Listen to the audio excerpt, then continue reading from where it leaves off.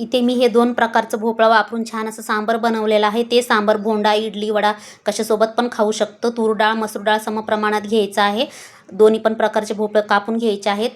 4 ते 5 टोमॅटो टाकायचं आहे. 1 मोठा कांदा, हळद, मीठ, मिरची, 4 ते 5 लसणाच्या पाकळ्या, वरतून गरम पाणी करून टाकायचं आहे. त्यानंतर त्याला 4 ते 5 शिट्ट्या करून घ्यायच्या आहेत. डाळ छान शिजल्यावरती त्याला घरटून घ्यायचं आहे. त्याच्यानंतर त्याला फोडणी द्यायची आहे. फोडणीसाठी तेल गरम झाल्यावरती जिरे टाकायचे आहेत. जिरे तडतडल्यावरती आपल्याला मोहरी टाकायचं आहे.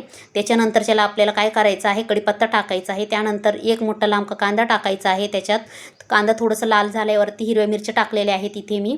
त्याच्यानंतर त्याला सुहाना मसाला टाकून छान असं खालीवर परतून घ्यायचं आहे. त्यानंतर 1 चमचा मी डाळ टाकून झाकून ठेवलेला आहे. त्याच्यानंतर त्याला सगळी डाळ टाकून घ्यायची आहे. त्यानंतर त्याला आपल्याला वरतून गरम पाणी टाकायचं आहे आणि थोडंसं मीठ टाकून इथे छान असं खालीवर हलवून घ्यायचं आहे. त्याच्यानंतर त्याला आपल्याला काय करायचं आहे, कसुरी मेथी टाकायची आहे. त्यानंतर डाळ उकळल्यावरती आपण इथं कोथिंबीर टाकलेला आहे. त्यानंतर आपल्याला छान असं खालीवर करून ह्याच्यात गूळ टाकून सांबार रेडी आहे. तर घ्या आता खाऊन.